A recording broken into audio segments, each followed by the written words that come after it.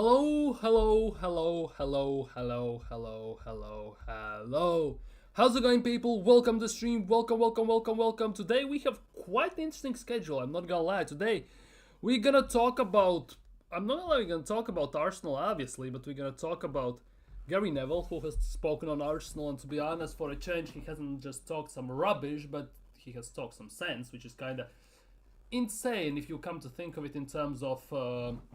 If you go in terms of Gary Neville and all that stuff, we're gonna talk about a bit of a controversy. Let's just put it that way, and that's not regarding Arsenal per se, although it might be regarding Arsenal to some extent. I'm just gonna put it that way. It's just be a random thing I'm gonna throw by you because I have seen it on social media today.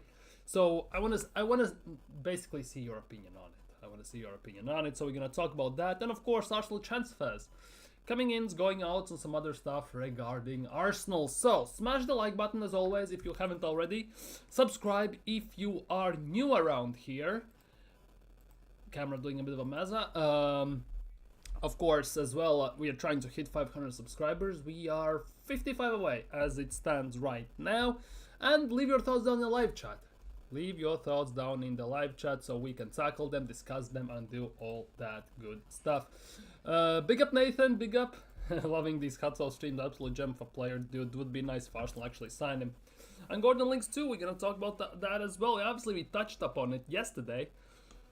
So we're gonna talk a bit more in that regard today as well. One of the biggest things, that is the thing, because the left wing department in terms of, I would say, signings in general, in players, left wingers being obtainable these days, it's a bit of a yikes one, isn't it? It's a bit of a shallow bucket in a way, because it used to be very deep and now it's very, very shallow. Let's just put it that way.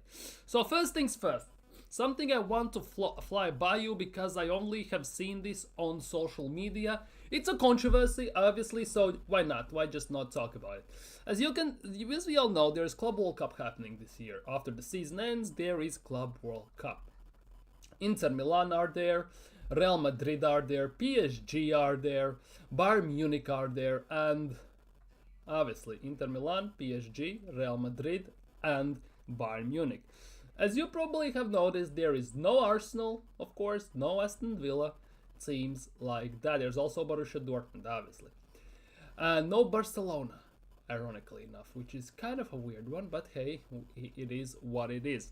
And the controversy that's been flying around today on social media, which really caught me off guard, let's just put it that way, is the fact that, how to phrase this properly, UEFA most likely wouldn't want a non-Club World Cup team winning the Champions League. Basically, that's what it's all about. As you can see in here, I already named the four that are in the Champions League in terms of that will progress through.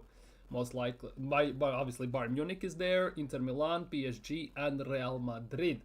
One of those teams, people are saying, are more likely to win Champions League than, let's just say, Arsenal or Barcelona or teams like that. And that is the weird controversy.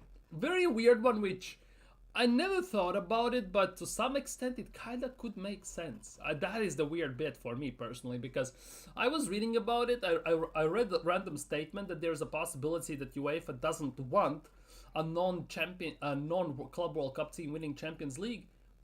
I thought about it, and to some extent it makes actually a lot of sense, because that would actually show how this Club World Cup is kind of flawed, if that makes some sense whatsoever, if you get what I mean, because it shouldn't be the case. If you win Champions League, you win Champions League. Let's just say if it's Arsenal, who cares?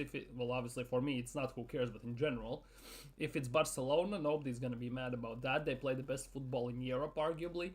If it's Aston Villa, well, it is what it is, obviously, as well. And it would only be in UEFA's favor if Bayern Munich won it, or Inter Milan won it, or PSG or Real Madrid won it. That's all I'm saying, and that's what basically that claim was also stating.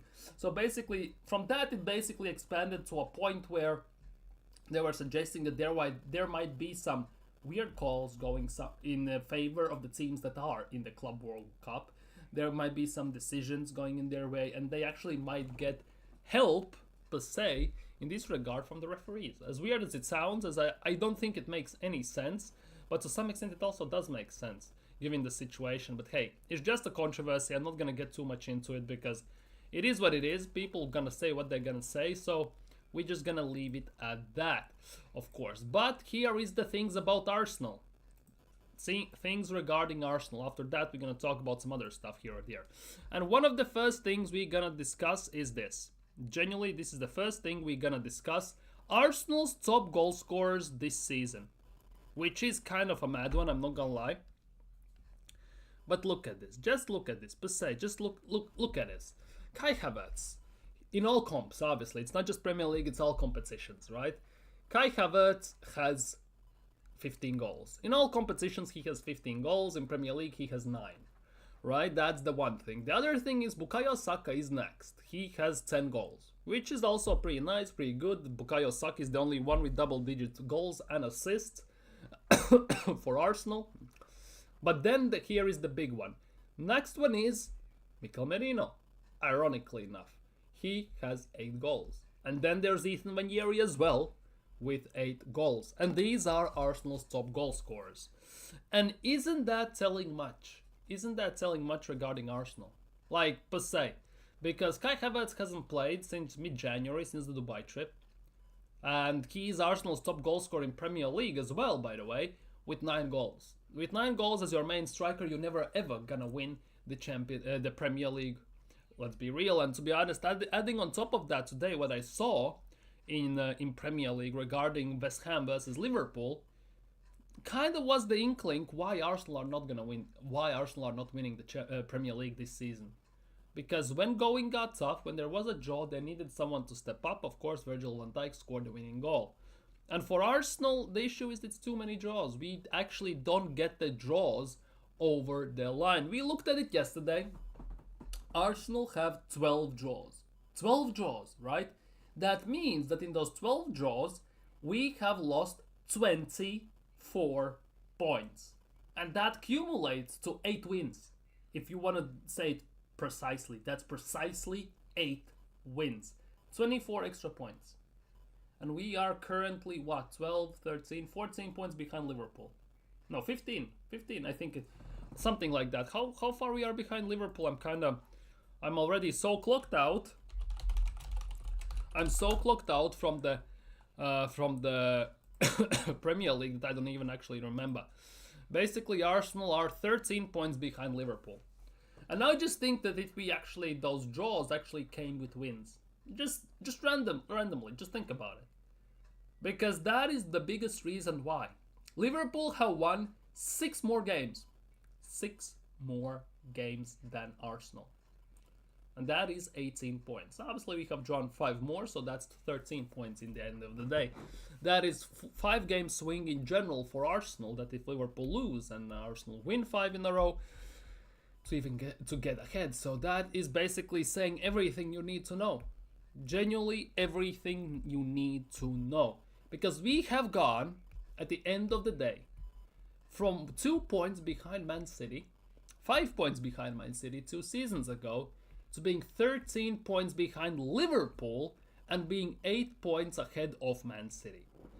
Like, that already spells lots of trouble. Because if you are well better off with winning 1 game and then losing 1 game than drawing 2 games, because obviously you get 1 point more. And you can say whatever you want, it's red cards, it's injuries and stuff like that, but ultimately it means nothing at the end of the season. You didn't get it over the line, it's all up on your case. And that is the biggest thing. No, hopefully someone's gonna get held accountable at the end of the season for this, but I'm not gonna lie, it's not looking too good. It's not looking too good. Arsenal are regressing this season, and it's not a pretty sight, which basically very nicely kind of coincides with what Gary Neville said on media, on wherever he was talking, Sky Sports or wherever. Basically, Gary Neville, he obviously talks a lot of shit usually regarding Arsenal, but for a change in this regard, he was actually on point. I'm not gonna lie, he was actually on point with this, saying that Arsenal have gone backwards. That will depend wholly now, Arsenal's season wholly depends now on Champions League. If they win the Champions League, then Nav will be forgiven. And to be honest, he's not wrong. Let's be real, he's not wrong. But otherwise, their league performance has been a big letdown. I think that if Manchester City weren't going to win the league, which they've done in the last 4 seasons, Arsenal had to be the team that were there waiting. And that basically was what every single top gunner in the world were telling us, wasn't it? They were saying that this team is in prime position to win the Premier League as soon as Man City drop off. As soon as Pep leaves, we are in a spot to win the league.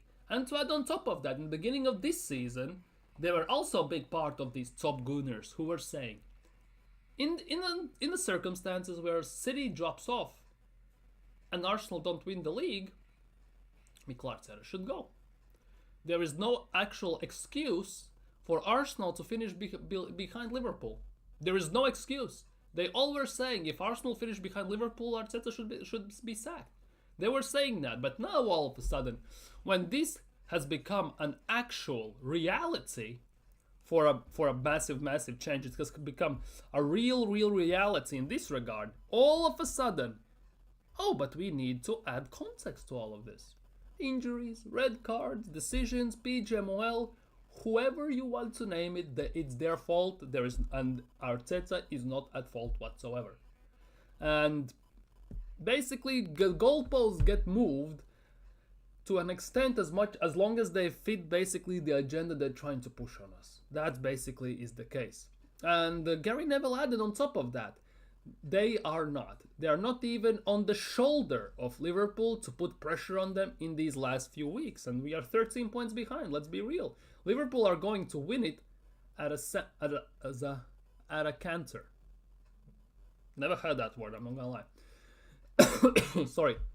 I think that's a big disappointment, and where Arsenal have been in the last couple of seasons, you felt as though as thought they were a team growing in Premier League title races are getting better.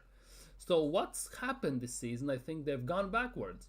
They've gone backwards, I think, from the start of the season in terms of their recruitment, which has been an issue since basically Arteta has joined to some extent, especially since, I would say especially in the last 2 years, the recruitment has been extra embarrassingly pathetic. Let's just put it that way. Starting from Kiviors and players like that. Kivior, Vieira, Tomiyasu. Who else is there? There are lots of those. Sterling, of course, Neto, players like that. Yeah, to even some worse signings, let's be real. And they never covered themselves for their likely injury to Havertz, who was their only center forward. And that is the case because Jesus, as much as I liked Jesus, I really like Jesus as a player. And when he joined Arsenal, and when we were playing that football 22-23 season, you could see that this could be something unique. But he went to World Cup in Qatar and got injured, and since then he pretty much has not been available what it feels like whatsoever. He's been back this season for a few weeks, scored 5 goals against Crystal Palace, and has been injured again ever since. So basically, to some extent, I totally get this statement that Havertz is the only center forward for us, because we have no other. And now we are basically using Mikel Merino, a number 8, just like Kai Havertz, who we signed to play as a number 8 up top. That's how mad it is. And as I said, as it was in this statement said, when we looked at this in a second, just a second ago, Havertz is the Arsenal's top goal scorer in all competitions. 15 goals, 9 in Premier League, top goal scorer by the time he got injured, and nobody has touched it ever since. Next one is Saka with 10. Then there is Merino, by the way, with 8. And of course, then there's Ethan Nwaneri with 8. So the big question is, where is Trossard? Where is Martinelli?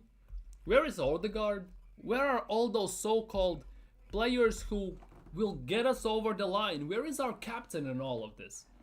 Because we saw him score insane amount of goals in 22-23 season. Now he barely can give a pass properly without taking 55 extra touches. Doing ring around the rosy, spinneroonie, Kylie Minogue, spin it around type of settings. That's it. The fact that Mikel Merino has scored 8 goals since being a striker in January, right? 8 goals, I think. 8, 6, 2, 1, 1, 1. I think it's 6, right? 6 or 7 goals. It's actually kind of embarrassing. Big up G-Star. Big up. And the worst part is, we have signed 2 number 8s to play up top at the end of the day.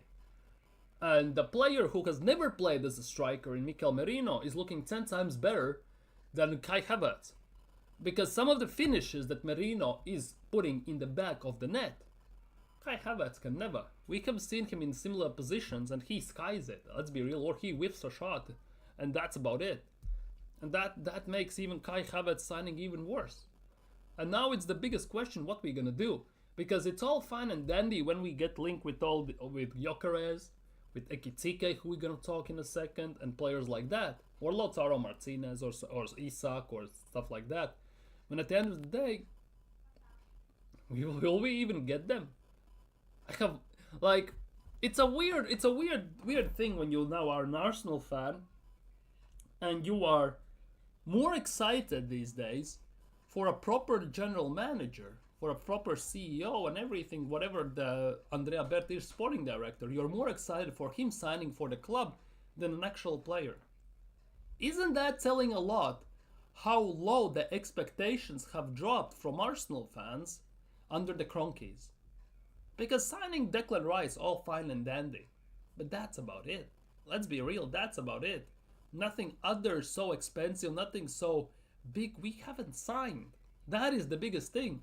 And now that we have appointed Andrea Berti as the sporting director, arguably it feels like he is the best signing in the Kroenke era at Arsenal since they took over Arsenal officially fully. And it has gotten me more excited than any other signing we have had in that regime. Isn't that telling a lot? Isn't that something, isn't it? And so on top of that, with his signing, he has now basically the whole fan base's expectations weighing on his shoulders, to say the least. To sell the bums Arteta has signed with Edu, and to sign big names, big players who can actually get us over the line. Massive expectations. The thing is, with Andrea Berti, I kind of have the trust that he can do it. The question is Mikel Arteta. Because at the end of the day, quite a bit relies on him, whether you like it or not. 15 million a year and everything, all this crap. And, sorry. And it's his decision at the end of the day, and they will butt heads over certain signings. I 100% I'm convinced of that. Because remember how last summer, Sesko was the best striker in the world, what it felt like, the way PR was being pushed for Arsenal to sign Sesko. He didn't sign. Edu left. We signed Andrea Berti. And now all of a sudden, we don't hear almost nothing about Benjamin Šeško besides the price tag. That's about it. Because last summer it was on Benjamin Šeško, Arteta is on fire for him, Arteta really wants him, we're gonna get him pretty much and all that stuff. We didn't get him, obviously. He extended his contract, bigger release clauses, so RB Leipzig gets more money and all that stuff. But now all of a sudden, we start to hear in the media that there are doubts about Sesko in the hierarchy. They think he is not good enough. He's inexperienced. He's undeveloped as the player fully, and he's not the right guy for the job anymore. Why we didn't hear that last summer? Why we are hearing this right now when Andrea Berti has come in? Like, seriously, all of a sudden. Like, that just shows how bad and how embarrassing our club's recruitment has been over the times. Because the certain players that got gassed up like the next big thing since sliced bread, basically, it's actually embarrassing. Remember when we just signed Kivior? He broke the Theo Walcott sprint record in training and everything. And it was again pushed like he is the fastest defender in the world pretty much and stuff like that. And when he plays in game, after those announcements, he gets outpaced by players who are on the same pace as Granit Xhaka basically. Like, make that make sense. Like, seriously, make that make sense. Like, I don't know. Obviously, training videos make everyone look good.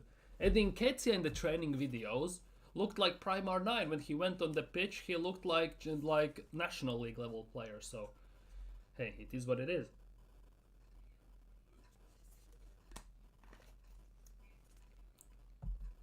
So ultimately, yeah, Andrea Berta has a lot of stuff to do. Big mess to clean up and everything, and let's be real, he's the right man for the job in that regard. Whenever camera turns to him as well, by the way, he looks pissed off, he looks vexed, he looks annoyed, he looks like he doesn't look comfortable. He generally looks like he's sitting there and thinking, what the hell I have gotten myself into? Because he, just by eye test, knows that the half of this team is not good enough and need to go at the end of the day. You can see him at training, rocks up in his suit and everything, walks down the line as everyone's training, and as well judging everyone and shaking his head and being annoyed and disgusted with some of the performances some players put in the training. And let's be real, it was bound to happen eventually. It's just shame it happens this late. On the other hand, it's good that it has happened, because we needed a massive change. We needed a massive shake-up in the hierarchy and in the team in general. Because you can tell that certain people here have gotten way too comfortable in their shoes. And I'm not talking about the hierarchy in general right now, like Vina, who basically bummed off and now he's at Spurs, lol, or Samlehi or someone like that. I'm more talking about the players as well, because given how we have wasted 800 million, big part of 800 million, you can see that some players, they need some spark up their asses, like literally speaking. No pun intended and everything, let's be real. Because at the end of the day, Odegaard doesn't have a replacement. You're gonna play Vanjeri there, let's be real. As good as Vanjeri is and everything, come on. Right? And Odegaard, to some extent, most likely subconsciously knows, I can drop a stinker, I cannot perform, and I still gonna get picked, I'm the captain and everything. And same goes for multiple of these players. I think in this regard, it tells a lot about, for example, Saliba, right? As much Saliba has set the bar for his performance is very, very high. Let's be real, very high, and we have massive expectations from him. But for him having pretty much no backup whatsoever for all these 3 years, right? He has still maintained and to some extent improved on the level he's performing at, compared to other players who basically have stagnated or gotten worse. So we need lots of stuff to do, lots of stuff. Big up Kendem Gunnar, big up my guy, big up. Don't give Saka an extension until we can properly see how he has recovered from the hamstring surgery. It is early days, still in his comeback. I kind of get it, but whether you like it or not, in my opinion, Bukayo Saka, right, is the main centerpiece. He is, in terms of USA, right, how American teams get run, he is the franchise player. He is the gold star. He is the main attraction to the club in these terms. So I kind of get it why they want to keep him. And when we speak on Bukayo Saka, according to Graham Bailey, go figure if you can trust him or not, Arsenal are willing to offer Bukayo Saka contract extension of 300,000 a week, making him the club's highest paid player. And to be honest, by default, given his performances as well, Bukayo Saka should be the highest paid player in the club. Not Kai Havertz, not Gabriel Jesus or players like that. It should be Bukayo Saka. Because no matter what the circumstances are, no matter how the team is playing, no matter the system and Arteta's ability to screw everything up, he is the only one who basically has gotten us out of very sticky situations, and he's the only one who can still perform up to par. And yes, he has some stinking performances where he stinks out the joint, but despite that, he still manages to score, still manages to assist and get us over the line. He is the main centerpiece whether you like it or not, and he by default in that regard should be the highest paid player. It's a travesty he isn't. And on the other hand though, it's also a travesty that, for example, our best defender in the last year and a half, Gabriel Magalhaes, right, and arguably top 3 player in the club, is only on 100 grand a week. He gets paid less than Merino, Calafiori, Zinchenko and all these guys. He gets paid the same as Reece Nelson, as Edin Nketiah used to get paid at Arsenal. Where does that make any sense? Like, come on, man. Anyways, TBR Football also understands Andrea Berta is leading the talks, and would ideally like Saka's new deal to be in place before the summer break. So basically, according to this, in an ideal scenario, Bukayo Saka signs a new contract, 300 grand a week, before the during the summer window, before the summer windows, during that time. Let's just put it that way, before the summer break, which means sometime during the Club World Cup or stuff like that. That's basically the ideal scenario how Andrea Berta and Arsenal most likely are viewing these things. Saliba needs a contract. Yeah, he needs. His contract runs out in 2 years after this season, right? So time is ticking, by the way. We need to win something or Saliba will leave in general. This thing, the squad depth, we need desperately.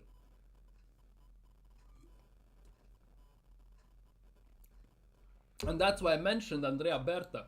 Because basically he has the expectations of the whole Arsenal fan base on his shoulders.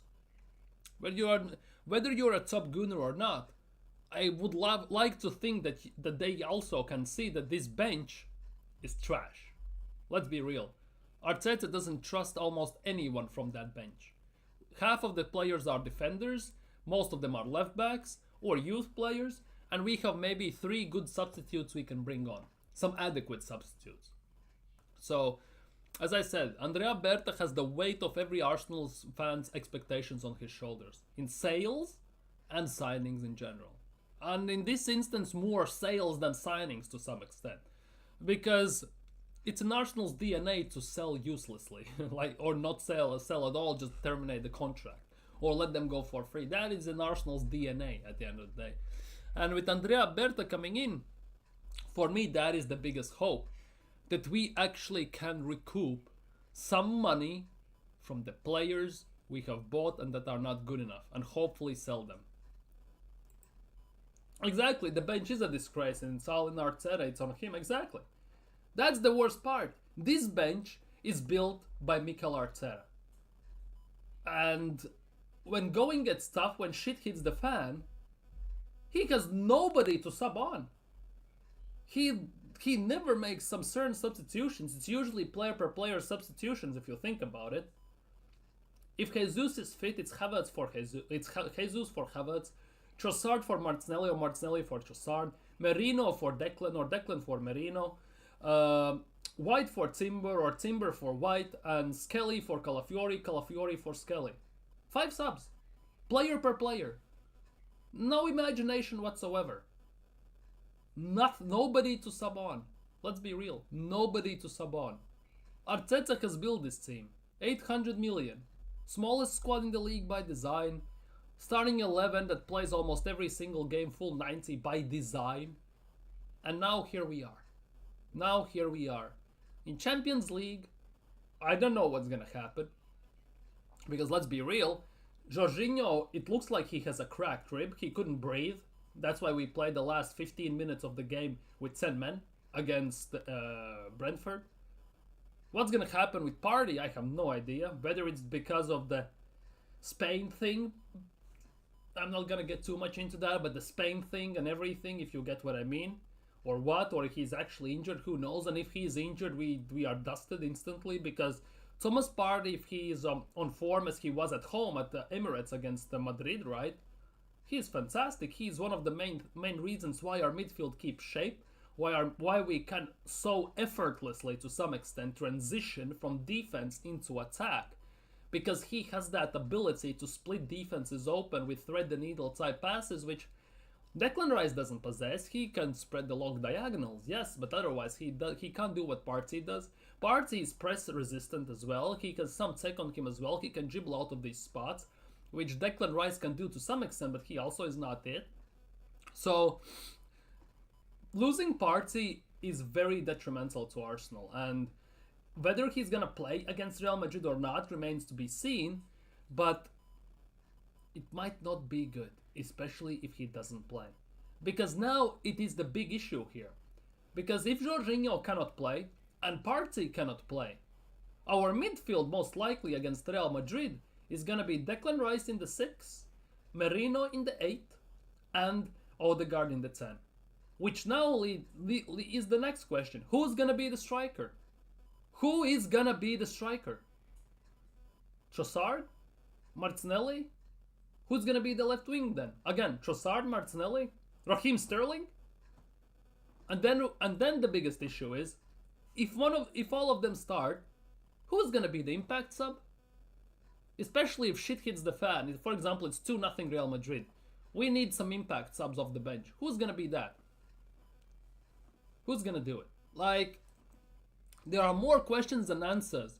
And as G-Star is saying, this bench is a disgrace now, if we look at it now, at this point of view, specifically, as I just mentioned. What's gonna happen? And this is all on Arteta now. Our whole season at the moment, thanks to Mikel Arteta and his inability to play against Newcastle, how Eddie Howe is schooling him, inability to win games in Premier League in 5.5 years, not learning how to defeat mid-low blocks, still to this day is also on him. We are in this position where our whole goddamn bloody season rests on Champions League. And let's be real, this tie against Real Madrid is not over. In 3 days, well, 2.5, let's be real, we play against Real Madrid at Bernabeu. And it's not gonna be like we played at home, let's be real. It's gonna be much, much, much worse. Because there ain't no party without party. Yeah, you can say that, but party is not gonna, potentially is not gonna be there. But yeah, Saka, apparently his contract extension might be coming soon, 300,000 a week, which for me personally is quite a lot, I'm not gonna lie, but given our wage structure that we are overpaying for every single player, I get it.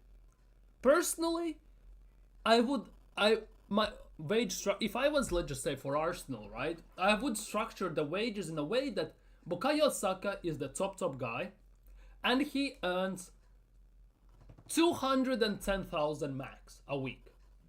Then you can have your Saliba, Gabriel, and players like that. Because for me personally, that 300,000 mark is a place where you basically step into a realm of being world class and have won Champions League, Premier League. You have merits to back up your name, basically. That's how I see it. But everyone has world class definition by their own terms, so I'm not gonna go too much into it. 4 signings in the summer, transfer and sold all the bench. The thing is, if we sell all the bench, just about 7-8 players leaving, we sign 4, it's still a bit short, isn't it? Obviously, Arsenal are not gonna pull a Nottingham Forest where they sell about 15 and sign about 15, right? But I would love to see for Arsenal to sell about 6-7 players and sign about 5-6 players. And good enough players for the bench and for the starting roles. And not just youngsters. I don't want your Naipans and crap like that. I want experienced players who have been on the job for years, who have experienced this top level. Champions League nights, going for the title, who have the mentality to get it over the line. That is one of the biggest things that, in my opinion, Arsenal are missing. The experience and the mentality in these specific situations. That for me is one of the biggest things that is missing from Arsenal. And not just from Arsenal players, from manager himself as well. I'm just gonna put it that way. Where is it? Oh, this one. Thoughts on this, by the way. Thoughts on this specific thing. Martin Odegaard, our creative spark. And Ederson, goalkeeper, yes, goalkeeper for Manchester City. 23 games played for both.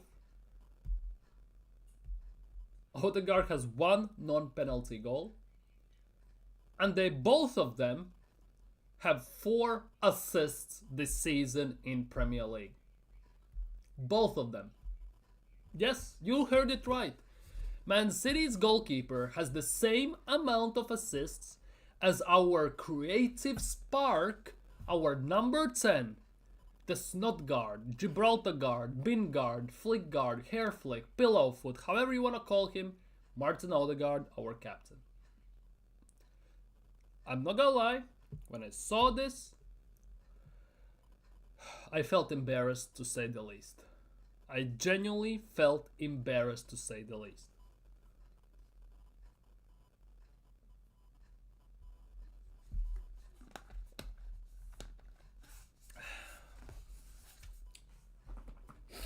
Like, what can you say about this? Like, seriously. People want to defend Odegaard. Oh, but he's been injured and crap like that. Odegaard has been shit for a year and a half. In the biggest games, he goes missing. He ruined the game yesterday for us, by the way. When he came on, Brentford all of a sudden came into the play. With Zinchenko in the 10, we were more direct, we held possession, we were cool, we were chill. With Tierney as a left back, Zinchenko in the 10, Odegaard comes on, all of a sudden 55 touches, passes backwards, slowed down the gameplay. Few seconds later, 1-1.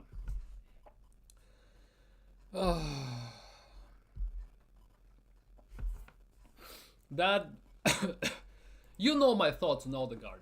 You all know my thoughts on Odegaard. If you don't know, I'm gonna say this right now. I don't like him. I don't think he's good enough to be Arsenal's captain, and I don't think he's the guy to lead us over the line.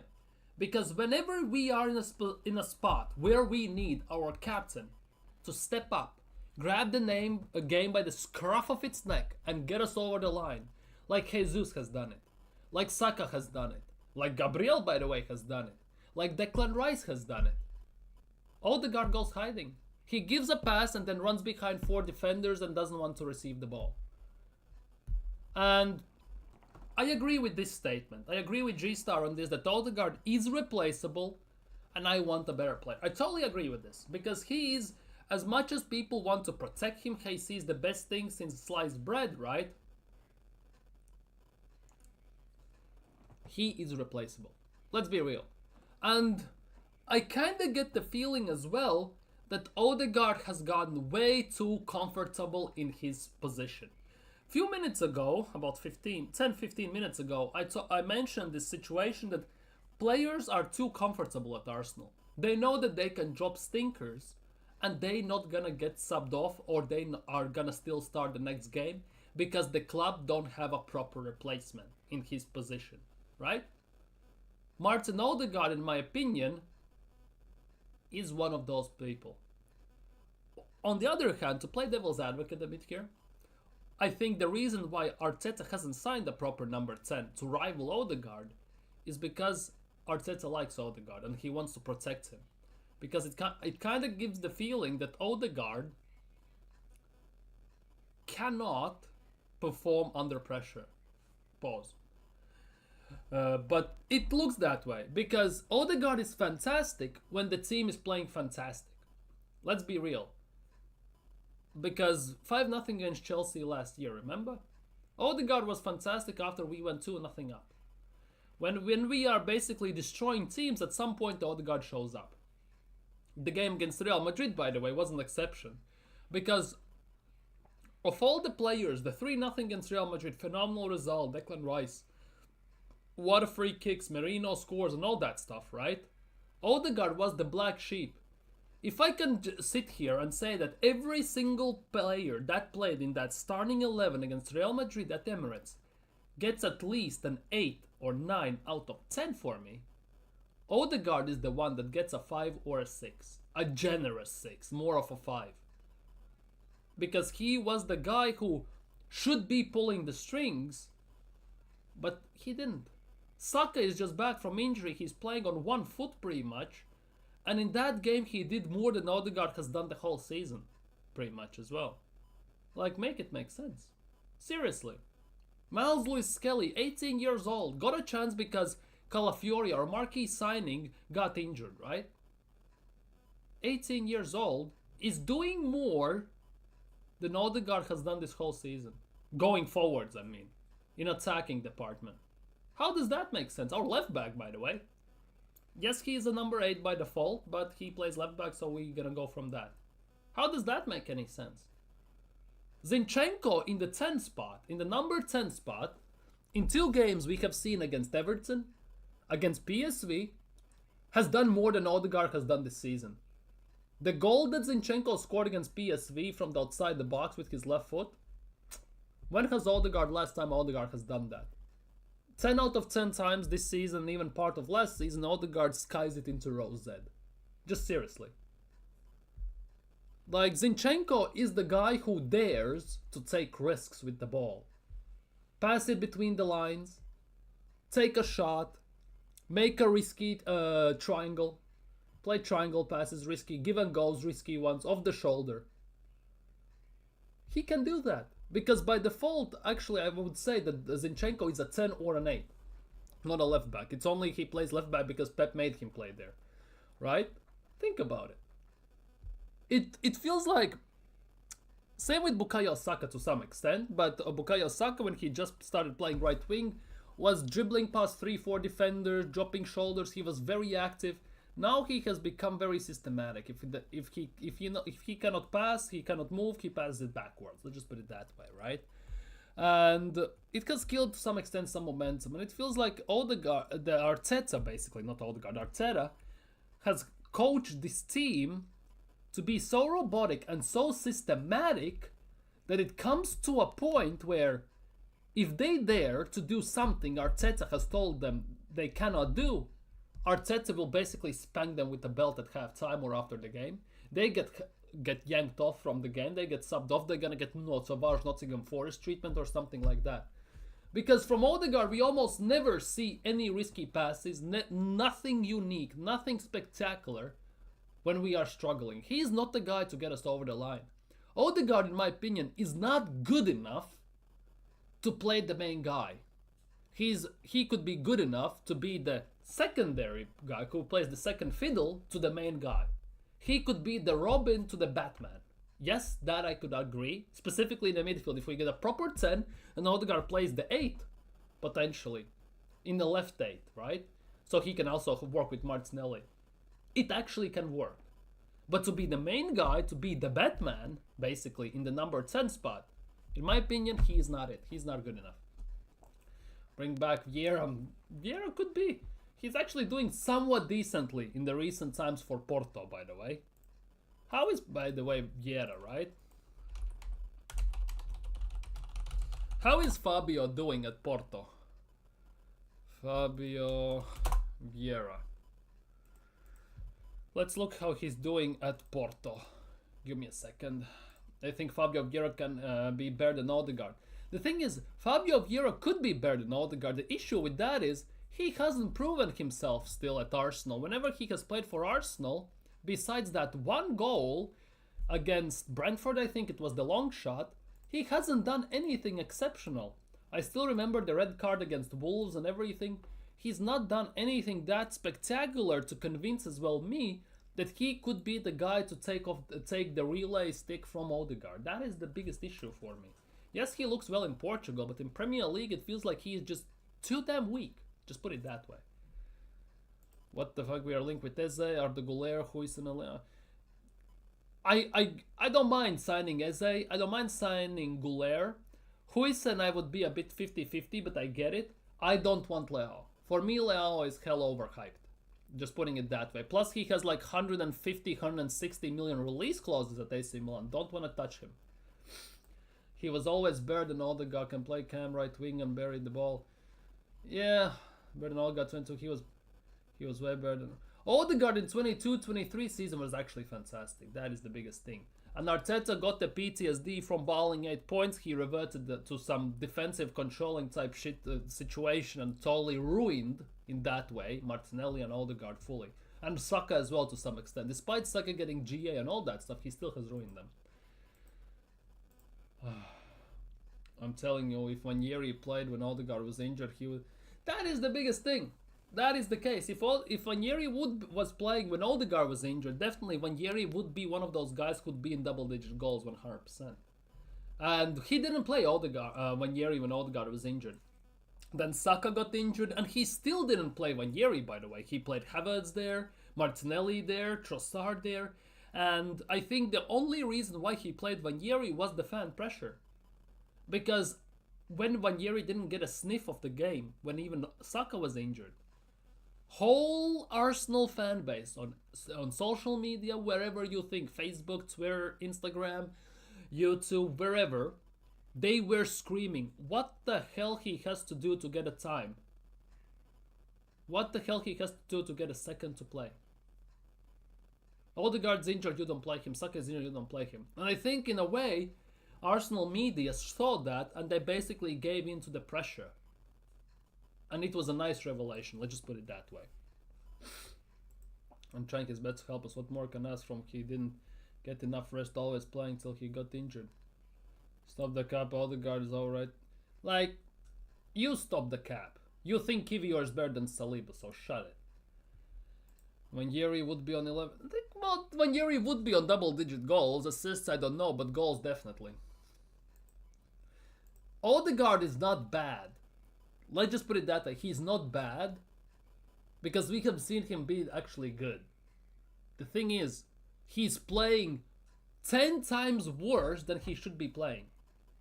And he's doing that for more than a season now. It cannot be a coincidence. Let's be real. There is something to it. Yeah, youngsters, yeah. I know. But it doesn't mean nothing. So how comes Real Madrid wants Saliba, not Kiwior? Just get real. I'm not gonna do this.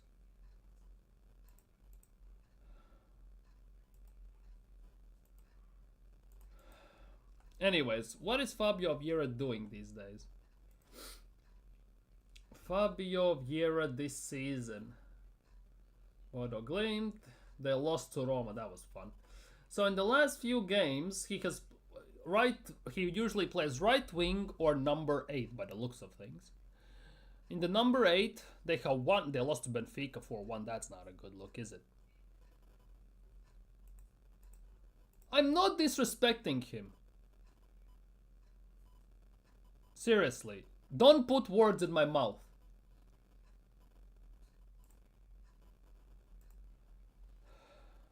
But yeah, he scored 3 goals in the last, month? In the last month or so, he scored 3 goals. This was the big run of good games, basically. And then he has gone dead silent. He couldn't score against Estoril, did nothing against Benfica. And Casapia, they won 1-0 and he did nothing. Yeah, Benfica is balling out in Portugal, 100%. 100%. It's actually kind of nuts. But yeah, I don't think also Fabio Vieira is the answer for our number 10 issues.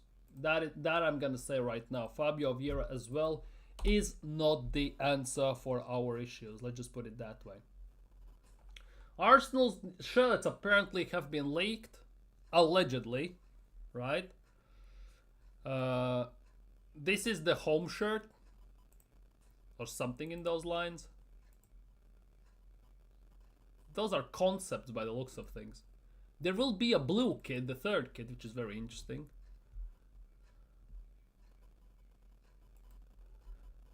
We were looking at this a few days ago, but it is what it is. Anyways, some transfer stuff, basically, some transfer stuff. Gary Neville, we talked about that. For me, this is one of the things. We touched on it yesterday, but here it is. Anthony Gordon. According to David Ornstein, Arsenal are very, very interested, allegedly, right? Could be plan B to Nico Williams. We all know that Nico Williams, at the moment, is a hit and miss. He doesn't know what he wants. Let's just put it that way, right? He's deciding to stay at Athletic Bilbao on a lifetime contract or what. Kvaratskhelia, we missed an opportunity on that. So he is one of the options, potentially. Arsenal admire Newcastle winger Anthony Gordon. They signed Gordon for 45 million, which means if even Arsenal want to have a sniff at him, would be about 60-70 million. So I'm not too sure. Not too sure that would be a player Arsenal go after. Pavlidis, they signed him from Alkmaar, if I'm not mistaken, it was. And he's balling there. Pavlidis is on a massive one.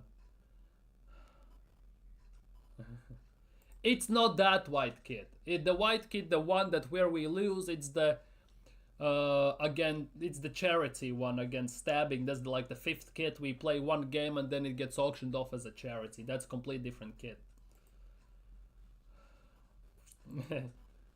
The Sleeper King says. Dude, Kvaratskhelia, we missed a boat on that, and it's gonna bite us in the ass if we play PSG in the next round. If we get past, it's gonna bite us in the ass 100%. This is something that pisses me off. This one. Manchester United are leading the race to sign Ederson and are expected to submit an official offer soon, with Atalanta valuing the Brazilian at £50 million. That's according to Tutto Mercato, right? I'm very, very curious why Arsenal are not in for this guy. I'm very curious. Why? That for me is the biggest question, because he is actually a very decent player, very good. For Atalanta in Europa League final, also did a very good job whole season. He's very reliable to that extent. Why are we not going in for him? That for me is the biggest question, because we have been linked with Paqueta. Remember those days? We were linked with Bruno Guimaraes and stuff, players like that. Why are we not going for Ederson? Because he actually is very decent from what I have seen. He has a good touch, good pass. He has a good engine on him. He can run for days, which Mikel Arteta seems to love. And he doesn't strike me like a player who definitely would be like out of the war if he came to Premier League specifically. Like, that for me is the biggest thing. It's bad enough that we missed opportunity, for example, to sign McAllister for 35 million, like Liverpool just signed him, right? For me, if United get Ederson, I would be hella pissed, I'm not gonna lie. Because it feels like very cheap for such a player. If that is the actual amount, £50 million. Feels very cheap, especially when you have spent like 45 on players like Calafiori and 35 on Fabio Vieira and players like that. 50 million seems like a very decent and solid amount for such a player like Ederson. That is the big thing. How old is Ederson? Ederson is 25. So, perfect. Why not go for him? Like, seriously, why Arsenal are not in for Ederson? That for me is one of the big questions when I see these transfer rumors in that regard. But this is the biggest issue for me. If this is true, I'm hella annoyed already. The prospect of Arsenal strengthening their defensive options is subject to departures, as the acquisitions of a striker, likely two central midfielders, winger, and a backup goalkeeper are currently or greater priority. Which basically leads me to believe that if we forget about sales for a second, right? This statement in general leads me to believe that we have enough money to sign a striker, two midfielders, a winger, and a backup goalkeeper. So basically we have money to sign 5 players. That's what basically I gather from this. Whether it's true or not, it's a completely different story, right? But the prospect of Arsenal strengthening their defensive options is subject to departures, right? Which means we have enough money for the rest of the signings. Stands to a point, isn't it? The acquisition of a striker, likely two central midfielders, winger, and a backup goalkeeper are currently of a greater priority. Which means that we have money to sign these five players: a striker, two midfielders allegedly, because we are losing at least 2, a winger, and a backup goalkeeper. Which leads me, as I said, like, the phrasing from these ITK sports journalists is so misleading that basically you can read this statement 10 different times and basically get, depending on how you put punctuation in when you read this, you get 10 different outcomes and 10 different meanings from this sentence. That's basically what this is, right? But when I look at this like point per point blank view, this, for how I understand this, is if Arsenal want to sign defenders, we will have to sell certain players. You know, your Lokongas, Kiviors, potentially Fabio Vieira, Zinchenko, if we decide to sell, right? Or Nelson and stuff like that. However, acquisition of a striker, likely 2 midfielders, winger, and a backup goalkeeper are greater priority. So if we need sales only to sign defenders, right, would stand to a point that we have enough money to sign a striker, for example, Gyökeres, 70 million, 2 midfielders, that would be about 100, 120, that's 200 million, A winger that's about 60, that's or 70, that's 270, and a backup goalkeeper, which is Juan Garcia allegedly, which is 70 million. Which leads me to believe that signing 5 players in striker, 2 midfielders, winger, and a backup goalkeeper, these 5 players, comes cumulatively approximately around 300 million. Which means we have enough money to sign those players. And after 300 million, we need some sales to balance the books and everything. Which now leads me to believe that if we want to sign defenders additional, we need to basically departures. Like that for me is the biggest thing. The way they have stated this is very, very, very misleading. And here is the case. Andrea Berta's influence on Arsenal's summer transfer business cannot be understated. For instance, Juan Garcia, long viewed within the club as the ideal number 2 goalkeeper to David Raya, is one deal Berta seems keen to reconsider. Arsenal have done plenty of groundwork on Garcia, a player initially recommended by goalkeeper coach Iñaki Caña. However, sources close to the player have indicated there has been no contact from Berta since he started work at Arsenal. So we are not signing him, potentially, obviously. Are we keeping Hein as the secondary goalkeeper? Which, to be honest, given how much David Raya plays, wouldn't be such a bad thing. We could save some money, wouldn't we?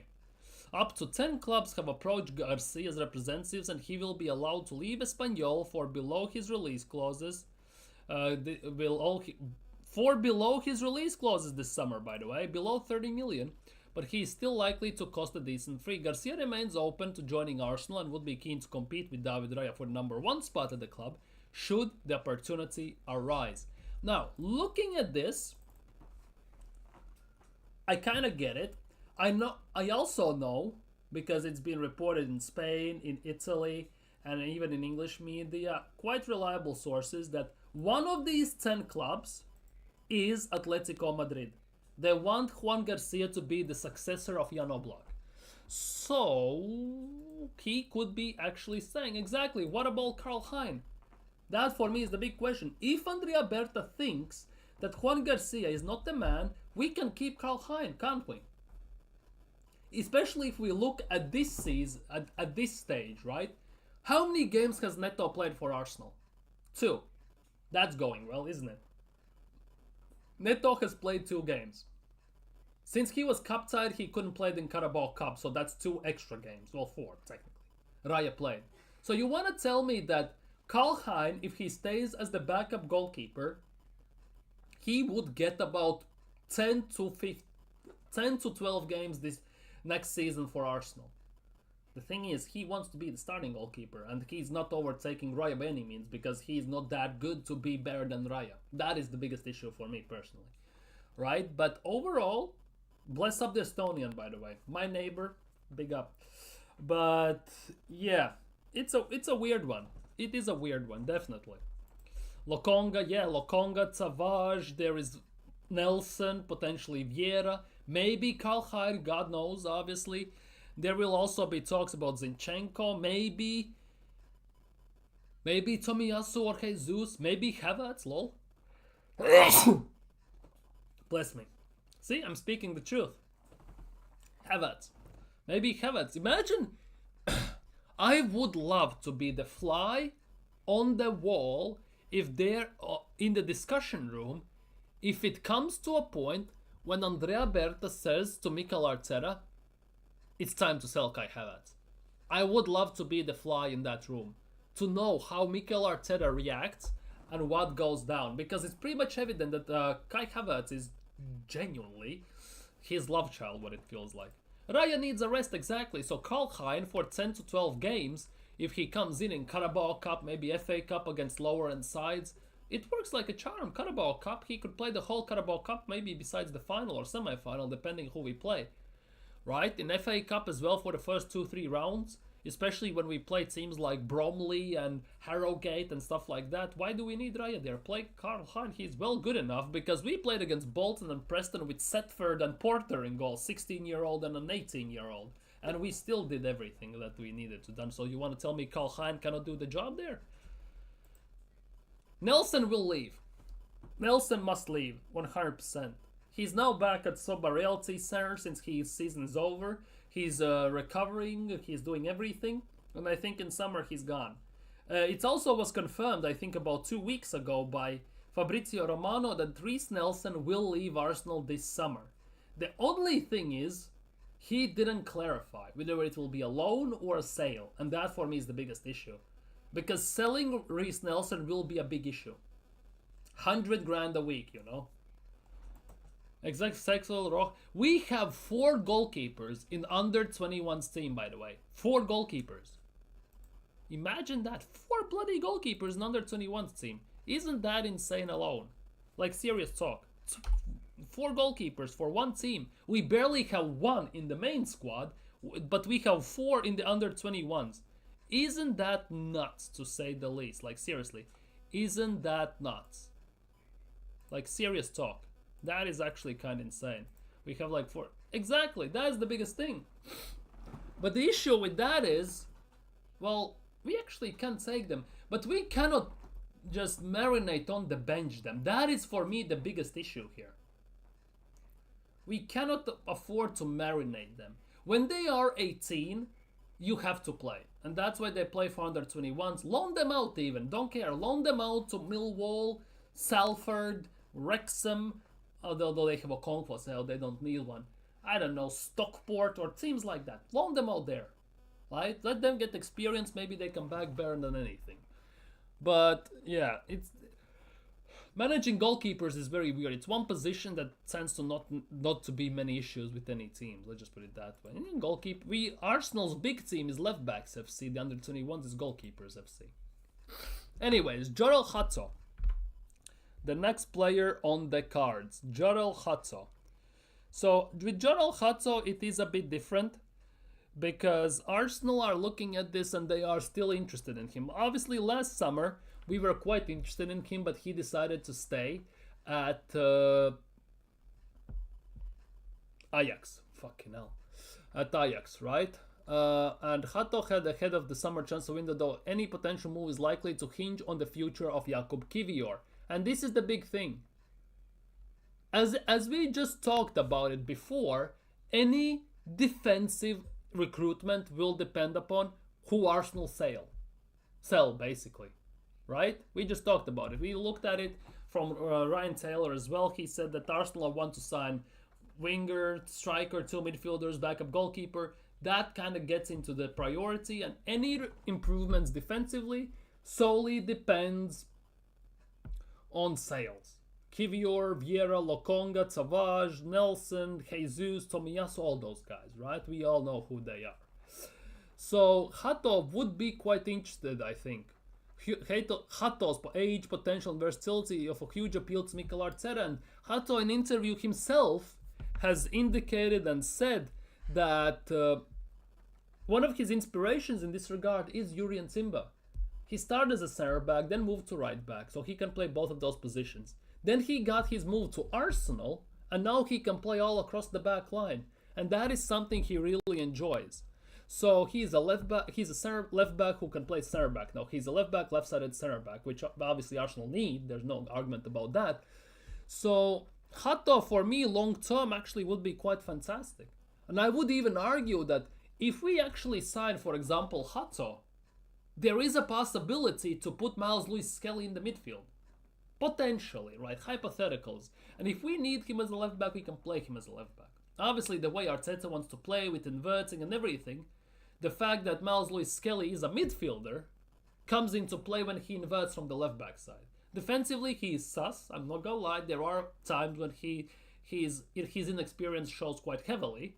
But overall, he's a very good player who has made that left back position his. Something that at the time, it was I think about 5 years ago, Ainsley Maitland-Niles refused to do. He was exiled from the team basically. He now plays for Lyon, by the way. So we all remember that. We have to split up the games, one player premier.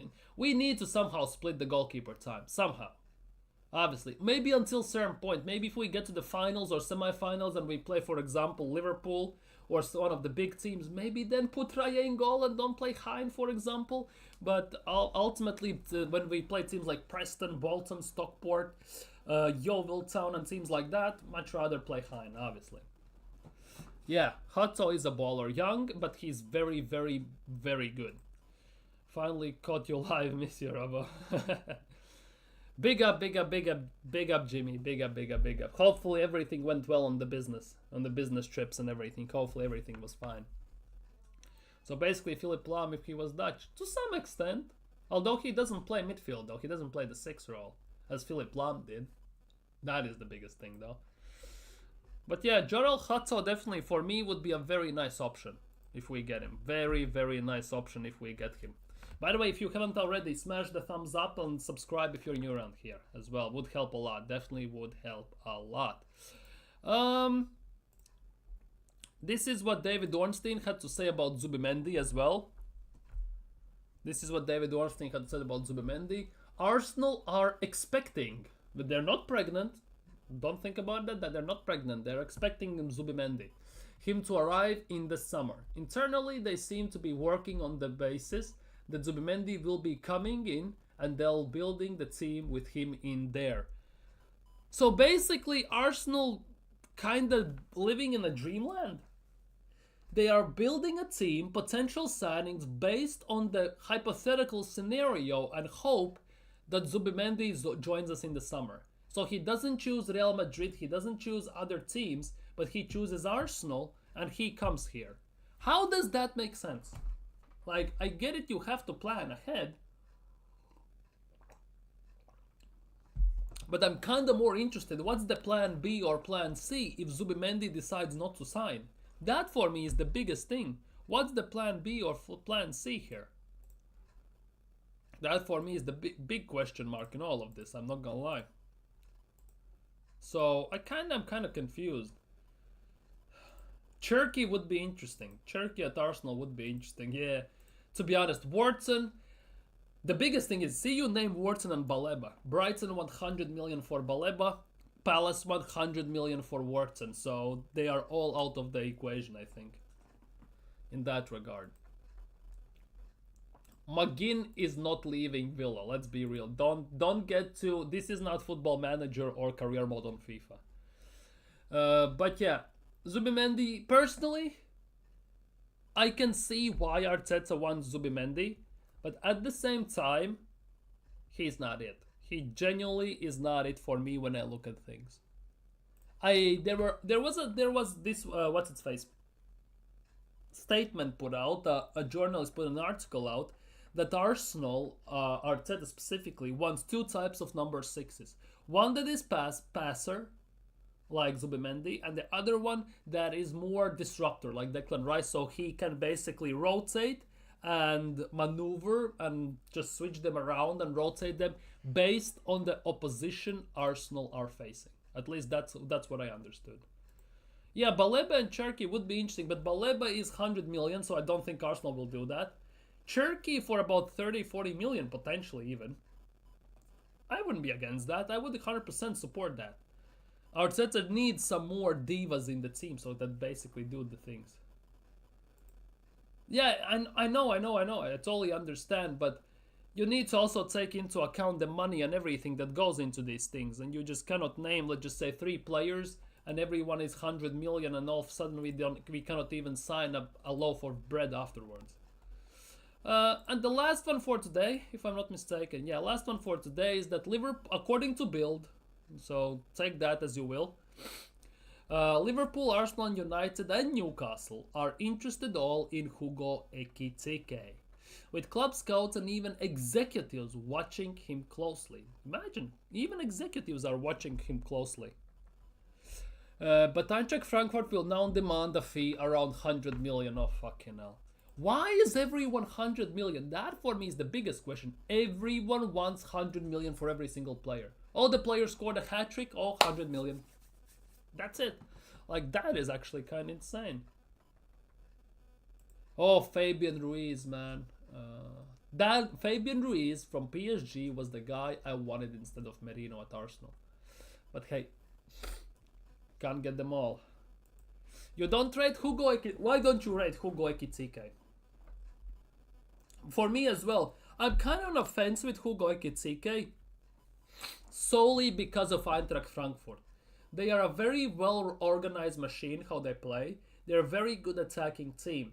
And over the years that I have seen, of all about 9-10 strikers slash forwards, they have sold for insane amount of money. Only Marmoush has worked. Jovic went for insane money to Real Madrid. We have seen how that has gone. Adrian Silva went to RB Leipzig. We have seen how that has gone. Ale, we have seen how that has gone. Kolomuani, 90 million to PSG. We have seen how that has gone. Who else was there? There are quite a few of those. Marmoush is the only one that for me in the memory I can remember as a proper one that hasn't failed. And that for me is a bit of a iffy one. Let's just put it that way. I have more questions. Yeah, he can play multiple positions. Left wing striker, that is a big plus. His frame will let him down in Premier League. This is Mikel Ball. You need to be robust. True, but I would say that some of the signings potentially, and this is my conspiracy, some of these signings that Berta could make potentially will be in mind with the fact that Mikel Arteta might not be here in a year. Because after next season he has 1 year left, 15 million. It basically is chips, basically, based on things to sack him and just pay him 15 million off, and then sign a big manager offering him 10, 11 million. Like Inzaghi, who's on 5 right now, offer him 10, 11. For example, right? I think there could be also something like that. They could give Mikel Arteta the signings he wants, and then there's no excuses. But also they might make signings with the thought in mind, with the life after Mikel Arteta. I kind of can see that happen as well. But I totally get your point. I have reservations about Ekitike. He's fantastic, no argument there in Bundesliga and for Eintracht. But I have some reservations as well. I'm not gonna lie. Just putting it out there as well. But yeah, besides that, Tammy Abraham. Oh, we were linked with him, remember? Dominic Calvert-Lewin, Tammy Abraham, players like that, like 3 years ago. We were linked with them as well. Remember those days? Those were just insane days, like if you ask me. There are talks that Hendrik might leave, Goulet might leave, and Chouameni might leave as well. There are quite a few that might leave Real Madrid, potentially. There's hypotheticals once again. So we'll see how that goes. But yeah, I think we have discussed pretty much everything. I have talked about a lot. We have discussed, given opinions, thoughts, and it's been a fun one. I'm not gonna lie, it's been a fun one today. It's Sunday, so tomorrow is Monday, so that's yuck. But hey, it is what it is at the end of the day. Have a shorter week given that it's Easter this weekend, so happy days for me, I guess. But yeah, for today, I think that will be the end for me. If you haven't already, smash the like button, smash it, caress it, destroy it, subscribe if you're new around here, if you haven't already. Still aiming for 500 subscribers very, very, very soon, because that would help the channel massively, I'm not gonna lie. And yeah, leave your thoughts down in comments and live chat below. Big up Nathan, Marlon, Jimmy, G-Star, Hendon Gunner, who dropped by and gave their opinions. Big up to everyone who watched, who commented, subscribed. Have a nice evening. Try to enjoy Monday tomorrow. Take care. And see you all, well, tomorrow. Peace.